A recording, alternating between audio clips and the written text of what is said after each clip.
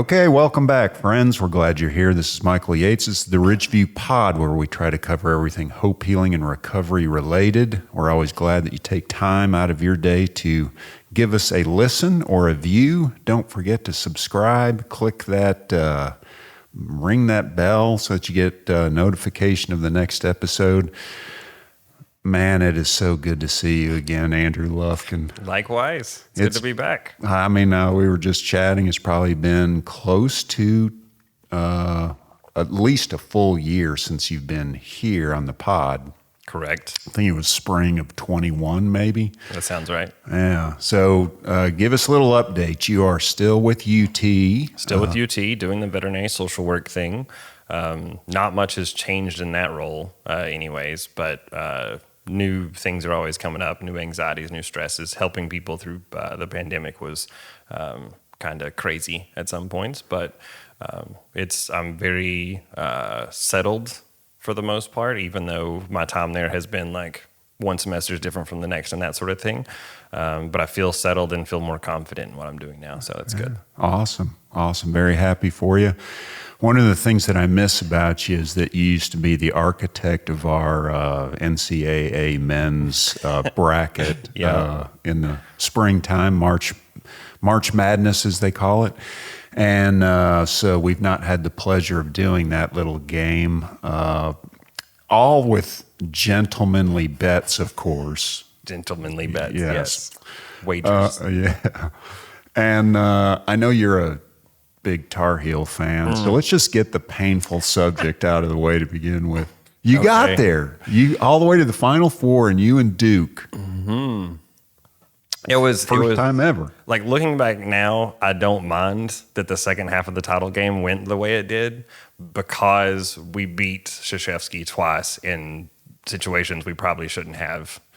So that to me is more satisfying than, I mean, yes, if you won the championship, obviously cherry on top, all that kind of stuff. But knowing that we did that in his final year to send him off his last two losses to the Tar Heels, that's still exhilarating. I see the hair on your arms are standing up still.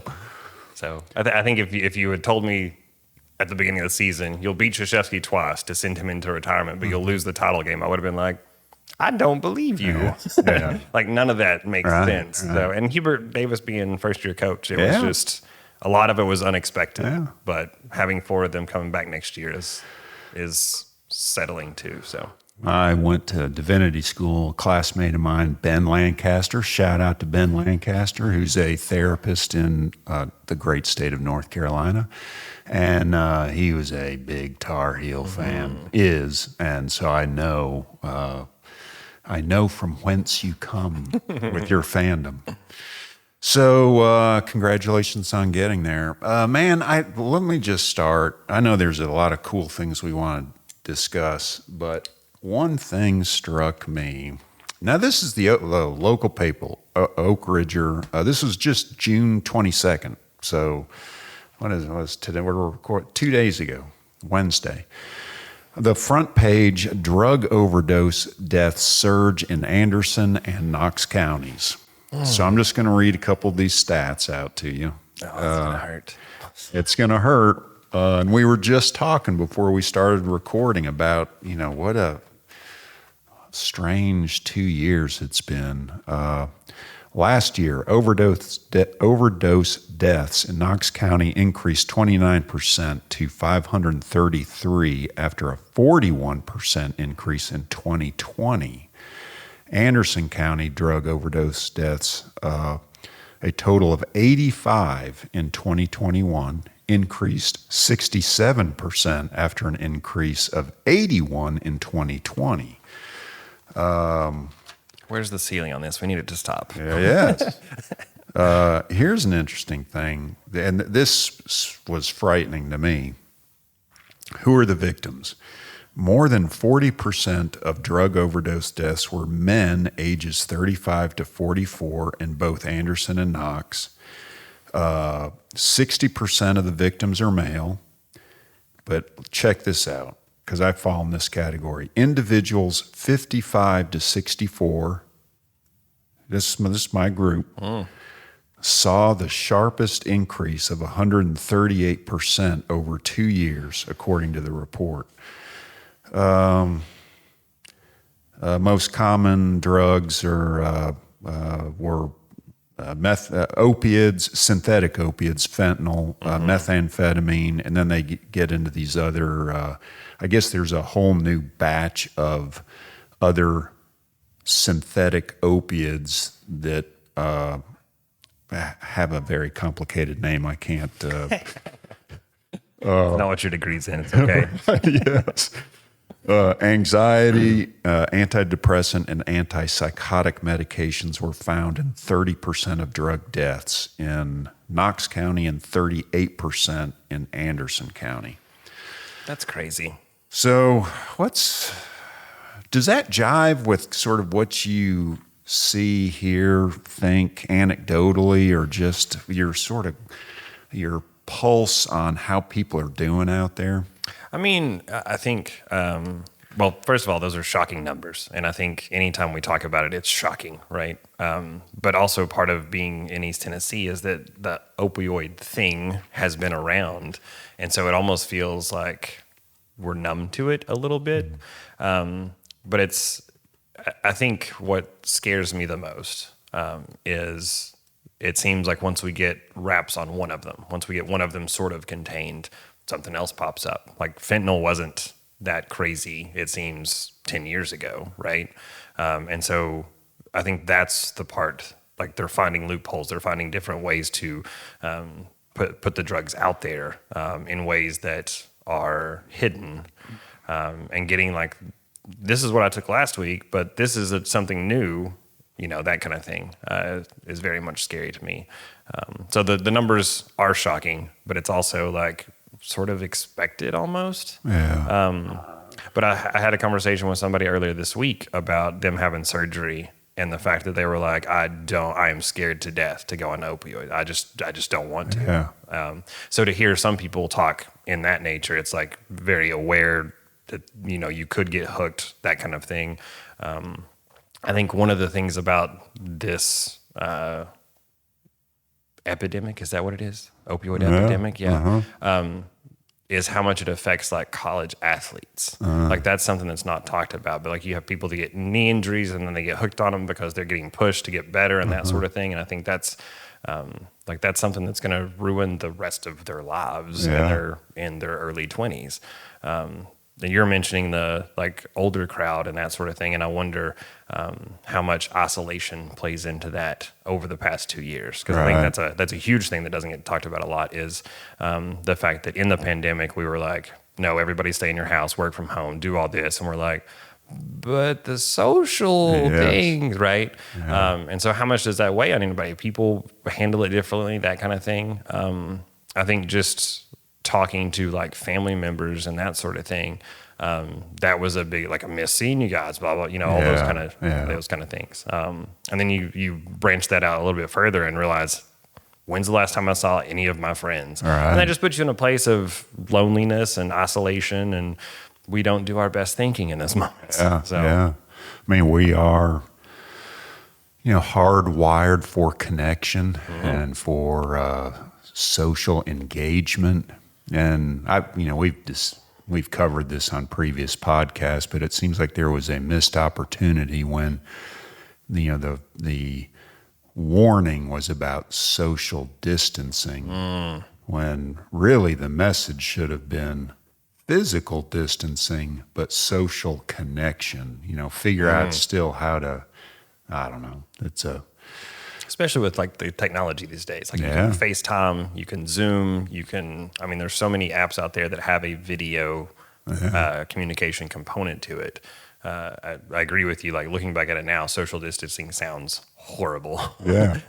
So we'll get to one of the articles that you sent me spoke to the value of social connectedness, especially in dealing with trauma, and which made me think of one of my bromances, Bessel and his work. So bromance is a good word for that. Yeah. Like I don't know, every time I read him or hear about him, I'm just like, yep, he's awesome. Yeah. So. I had a while ago, I had listened to Krista Tippett, she hosts a podcast on being, and I listened to her a lot. And at one point, she had Vander Kolk on as a guest at the height of the pandemic, and I was, when you're looking for like a voice of hope out there in the wilderness, it was like, oh, Bessel, thank you. I need more Bessel. Right. Because part of what he was speaking to was, trauma is not an event, trauma is an experience. And I think that gets into some of what not only the research and work that you guys are doing, but how, pets, animals can play a supportive role in helping people untangle and deal with and work through the experience of trauma. Right. So I think when we last did ours, I was coming, it was like right in my wheelhouse. We had just buried our dear Oscar. Still near and dear to the heart. Yes. Now we have not added another member of the family yet, but I can tell it's coming. And the reason I bring it up is because I think Ruth and I are like the only two people on planet Earth nowadays that still look at what's called a newspaper. Surely not. So, but when I knew you were coming, I thought, man, I got to talk to Andrew about this. This is actually in the Roane County News earlier this month. What to do about wellness after turning 50. Oof. And it's coming, buddy. It's going to happen. The first bullet here, we're not going to go into all these, but the first bullet is get a pet. 100%. Many people 50 and older qualify as empty nesters. And so they speak to, and they quote the Mayo Clinic, the empty nest syndrome. Pets can help people over 50 with no children at home, which is us, except during the summer break, overcome feelings linked to empty nest syndrome. In 2018, the Great University of Michigan National Poll on Healthy Aging found that 86% of pet owners felt their pets make them feel loved, while 73% said their pets provided a sense of purpose. It's amazing what they do for us. Why is that? What's your sense on why pets can make such a powerful difference? I think, jokingly, I like to say it's because they can't use words. And so they can't sass us back. They can't critique us back in ways that normally hurt us. But I think there's a lot of purpose involved with our relationship with our pets. We feed them, we medicate them, we take them to their doctor, we take them for walks, we make sure they're, getting all of those things they need. And in doing so, you build a relationship that is unique. I think I run a pet loss support group. I talk to a lot of people about pet loss in general. And one of the big things that comes out of that is their sense of purpose is now gone, right? And so I think that's a big thing that helps in that. When you're with an animal for, 10 to 12 years is probably an average lifespan for animals these days. I don't know that I have any science behind that, but and I think when you're together every day with somebody for 10 years, it's a bond that is unlike anything else. And so I think building that bond is something we don't realize we're doing because of the interactions. Animals are there when we feed them. They come snuggle us when it's time to go to bed. They want to go outside, and so they, paw at the door or whatever. And all those little communicative things that happen in that bond build that relationship into something that is very much unique to animal and to person. right? And so I think when you look at it that way, you could say, I've had 7 dogs over the period of my life. None of those relationships are going to be identical, like, because everybody's got different personalities, and that's the same for pets. So I think all of that uniqueness really builds something that you can't find anywhere else. And it's such an easy way to get in tune with that relationship and to build it into something that is beneficial to both of you. It's funny, you bring up a couple things there that stand out to me. One is that there ain't no sassing back. Not that there's a lot of that at my house at all, none whatsoever. But it is true that if you talk about that unconditional positive regard. Carl Sagan, speak it, brother. I mean, you talk about you're getting that from a dog. And, well, to take that pet as an example, unconditional positive regard all the time. Right. There's no now, if you've had a bad day at work, Michael, you're not getting my unconditional positive. I mean, it's always there. You did what? Yeah. You're late in feeding me. Like, none of that happens. Like, they're just happy to see you because of what it brings. Yeah. But I think that's a good point too. And that enters into that relationship, right? Like, that's why we want to return to it. That's why we want to build it up. So not only do you have this great pipeline to all those benefits and to all those good feelings, but you have motivation to continue doing it, which I think is important too.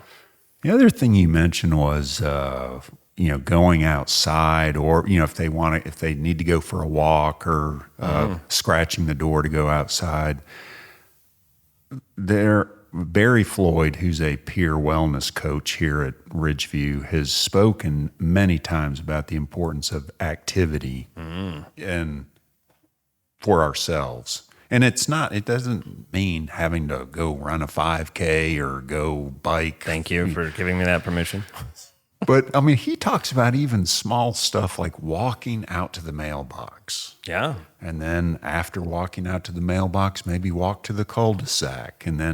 But pets compel you to be active. Yeah. To actually get up. Well, dogs, I should say. Maybe not all pets. I don't know. A lot more people are walking cats these days. Yeah. So let them climb trees and stuff. It's sort of weird, but it's just because it's new. That's why it's weird. Yeah. So, but yeah, it's if you're sitting there on the couch on a Saturday afternoon and there's not an animal in the house, you are probably going to get what stays in motion continues in motion, right? So if you're staying there, your motivation to get up and do things is harder to build up. Yeah. However, if you have a dog that's like, hey, I want to go walk, and is sitting there pawing at you or pawing at the door, and you're like, oh, you need to go walk, let's do that. And you don't realize that that's also good for you to get up and go. So yeah. I mean, I find it fascinating how just a couple of these small ways in which pets can make a difference can actually promote optimal mental health. Yeah. And help you maybe move from the stuck position that you may feel that you're in. So, good stuff. Where's my, I don't know where I left my smart device, but it is weird how on Instagram, Facebook, these social media platforms, when you land on someone doing something with their pet, it doesn't take long for you to, okay, let me listen to what's going on there. Mm-hmm. And just like you just did, that smile, you can't help it. You get that oh, look at what this dog is doing here, man. This is great. All you have to do is sort of pay attention to your own reaction to watching that level of mindfulness. And it's this feels good. I feel actually happy watching this. Right. So. It's almost sort of, I know that we started off on a bad talk about drugs, but it's sort of like a drug. And I think if you have an awareness of, oh, I'm looking through these pictures and every animal, I'm holding on to that picture a little bit more, that's a pretty big boost in serotonin for us, right? We like that. But if you don't have an awareness of where that's coming from, then it's sort of lost on you. But if you make that connection that I'm seeing animals and that makes me happier, maybe I should see more animals, you Yeah. know? And so I think that's part of it too. TikTok has been wonderful. I'm quickly getting addicted to TikTok. But one of the things I like to follow are rescue farms. Because that is a certain population where it's like large animals, it's cows, it's goats, it's horses that have been, mistreated, malnourished, all that kind of neglected. And seeing that they have responded to the love and care that the humans are giving them, like that fills my heart with so much joy. The person that I see for my LCSW supervision, Dr. Bree Conklin, shout out to Magnolia Harbor Care Farm. There you go. She has a care farm and it's in Powell. And watching her videos, her goats, her pigs, her horses all come to her, not because she has food, because she has shown them love. And seeing that relationship, I think, is just like, oh my gosh, I need more of that in my life, right? Yeah. One of the biggest things I did, Hadi passed away in December. And so one of the things that I used to do after pet loss support groups, after rough days, was immediately go home and bury my face in her fur. There is no fortress of solitude other than that. Like that was a big thing for me. But now that I don't have that anymore, being able to see that love shared between whoever still connects me to those moments. And I think when you're in pet loss, if you get that, and there is sadness there, right? But as time marches on, we get less sad. And I say that as in like emotionally raw sad. Like you're always going to be sad about it. But I think seeing that makes that connection, and it makes you lean into your sadness a little bit more, which then reinforces that was one heck of a relationship, right? Yeah. Can we get that again? That sort of motivation is also there, I think. Yeah. No, that immediately makes me think of, I wrote an op-ed during Christmas on the benefits of reminiscing, not like lingering on the past, but there is stay away from the wish, coulda, shouldas. Yeah. There is a therapeutic tool used, and I forget the psychiatrist that invented it, but especially for people with memory issues, how reminiscing therapy can be a real salve for them.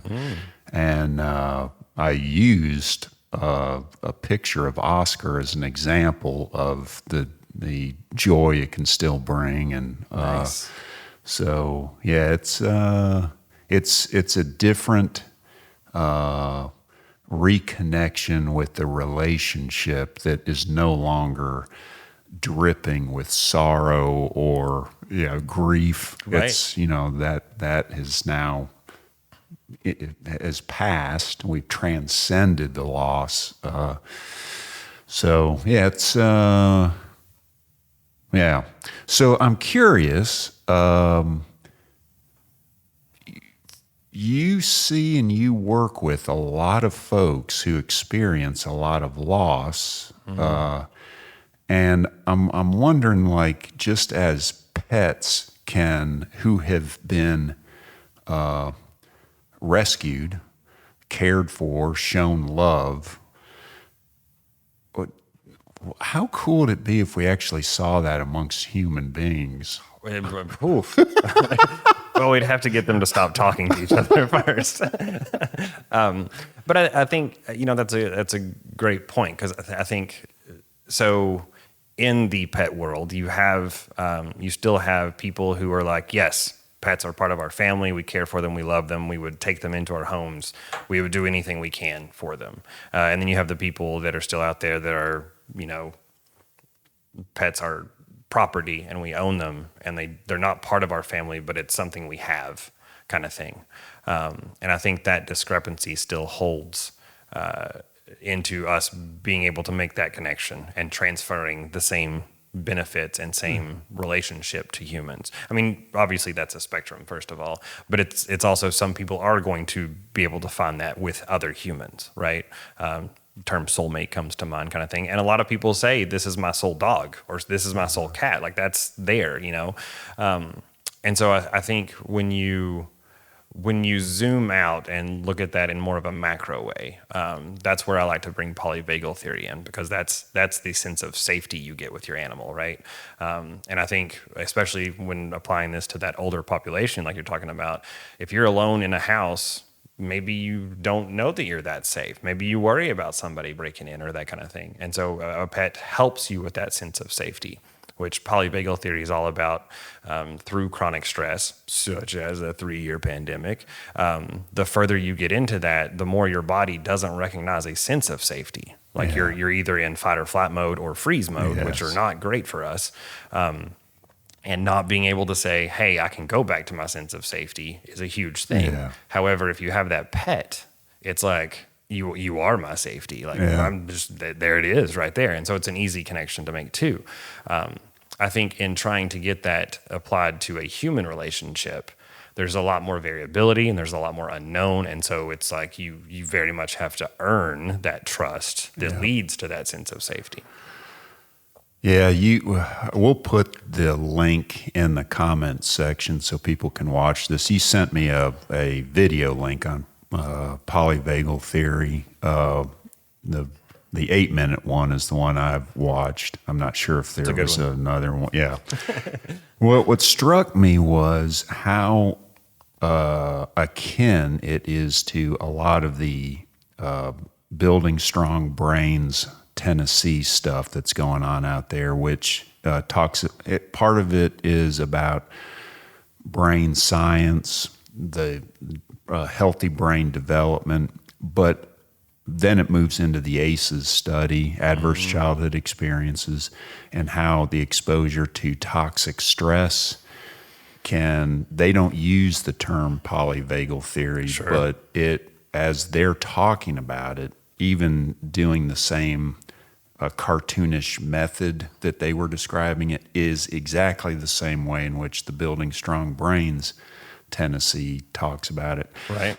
And it is, I immediately resonated with it because it does, stress does, I think prior to the pandemic, stress got a bad rap.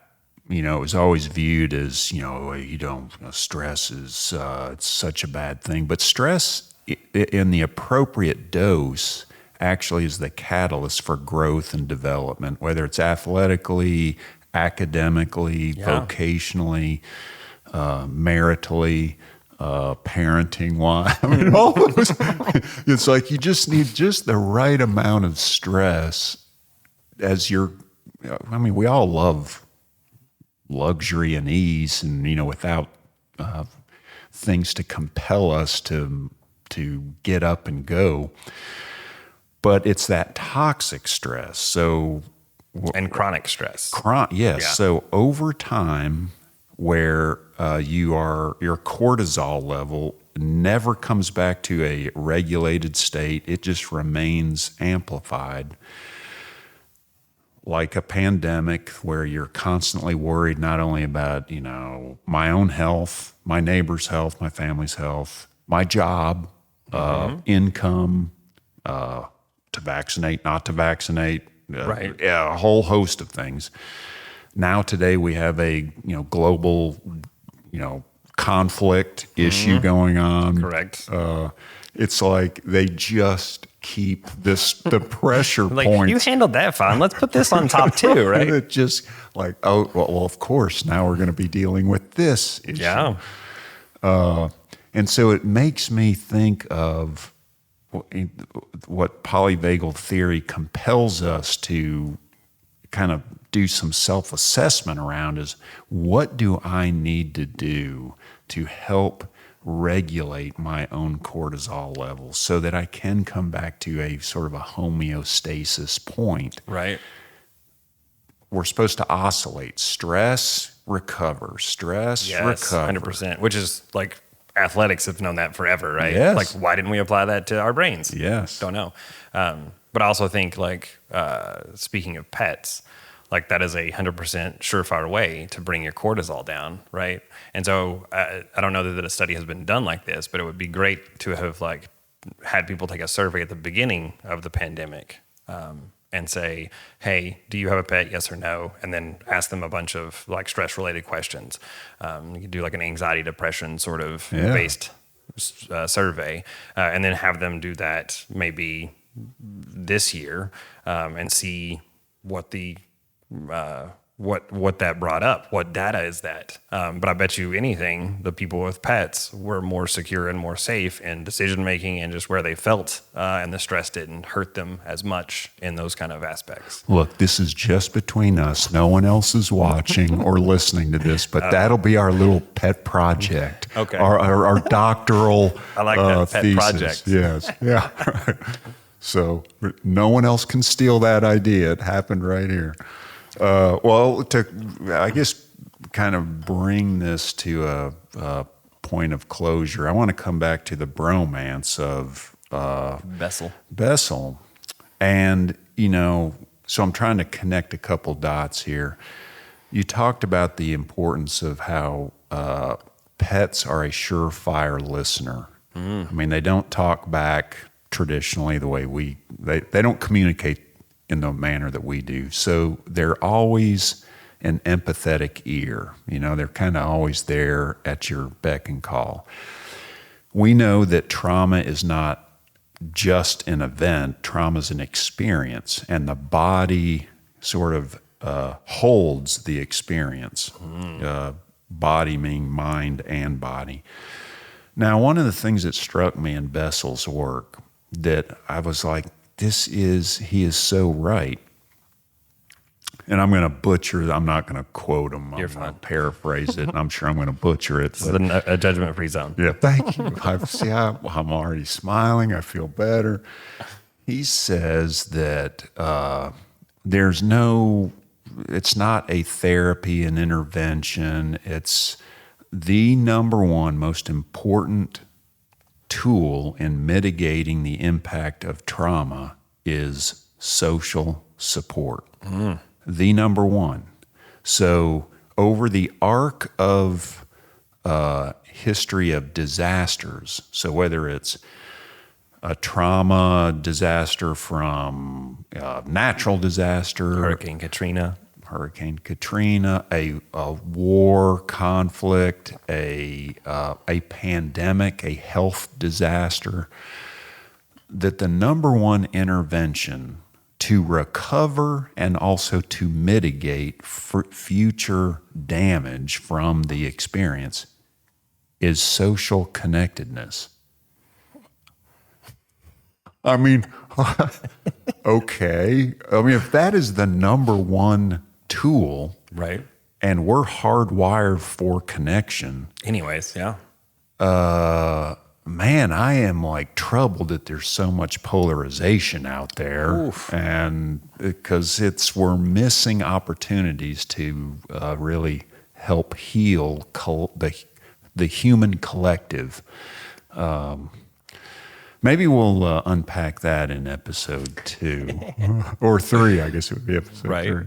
But I think that's a good point, because I think when you look at our ability to maybe read Bessel individually, right? Like we take it to heart. We're like, oh, that's the answer. Let's do that. But when you start getting us in groups, it's harder to maintain that individualistic, hey, this is the answer, let's do this. And it's harder to make that a community endeavor. And I think, like Bessel would say, as a community, we aren't listening to our bodies. So I think there's a certain level there that, yes, individually, he is touching a lot of people and saying, let's do this. This is the way to do it. And we are reinforced by that and want to take strides to do that. But when it comes to the people that kind of have power in a community, a state, a country, it gets lost because you're not listening to your body, kind of thing. Yeah. And so I think that lost in translation sort of aspect causes things like all these social justice issues that are going on right now. Having that polarization there is definitely not where we want to insert, hey, we're a community, let's just get together, it's fine. That it doesn't vibe well. And it makes those conversations harder, I think. That video clip, again, I know we can go on and on, but this is such good stuff. The video clip about the polyvagal, there was a moment where it talked about that parallel process and how important it is that you take inventory of who your circle of influence is or is not. Right. And the kind of content you may be ingesting and why. I mean, I've had to be very attentive to what I listen to and what I don't listen to. That's an important also tool in furthering the resiliency to transcend the difficulty that you're dealing with. So. Very much, yeah. It's like, I think a big phrase, don't be the smartest person in the room, or if you are the smartest person in the room, you need to have more people in the room, kind of thing. Yeah. I think that's applicable here. Well, I know I'm not the smartest person in the room. But who is then? It's not me. Bessel. No. Agreed. All right. So since we last did this, I like to close out with some little fun rapid fire questions. Now I have to admit I steal these from Greg Bennett, who's a triathlete podcast I follow. But I always enjoy this part of his podcast because it gives me some insight into his guest. So if you'll humor me. Yes. What is your favorite family vacation? No offense to my wife or daughter. I would have to say my trips with my brother and my father. We drove to Alaska in 2004.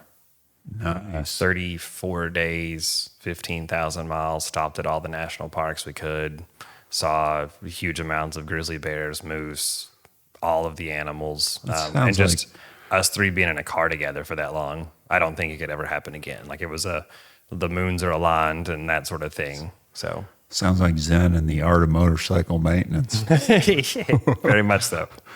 It's my brother and I had recently. It was November after Thanksgiving. We were able to spend a long weekend with my father, where culminated with us watching the Big Ten championship game where Michigan beat Iowa, and it was incredibly special. Yeah. So, but that was just 4 days. I can't imagine how cool 34 days or whatever would be. It was a roller coaster sometimes, but yeah. What are you currently watching on Netflix or streaming service? Netflix in particular, I love The Witcher. Oh. It's really good. You got the hair. Thanks. That's going to stroke my ego for the rest of the day. We also recently started watching The Old Man on Hulu with Jeff Bridges. So glad to see him back at it after his health issues. Right. And The Boys on Amazon Prime, which is like R-rated superheroes. Yes. Wow. Yeah. Yes, that is. Well, I'll put in the comments section this when they mean mature audience, they mean mature audience. And you learn that quick in the first 10 minutes. Yes. We'll talk about that some more after we cut this episode off.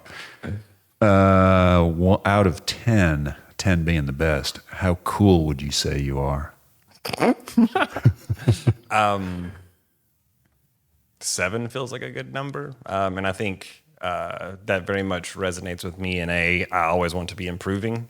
So I shouldn't be at a 10 right now. Yeah. Yes, perfection. Maybe I'll be as cool as you and I'm as old as you. Perfection is reserved for the divine, right? There you go. 7 is a nice, good, holy number. So, yeah. That's true. Yeah. All right. Good. Which would you rather do? Wash dishes, mow the lawn, clean the bathroom, or vacuum the house? All of them if it means my wife is less stressed.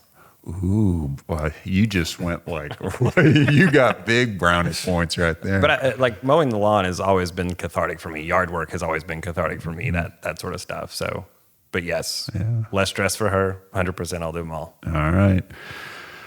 Ruth, you did not hear that. Who would you want to play you in a movie of your life?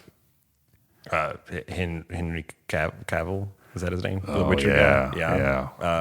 I But can it's see like that. an older version of me, I would say Jeff Bridges. Yep. So. I've both of those. I think I could totally see.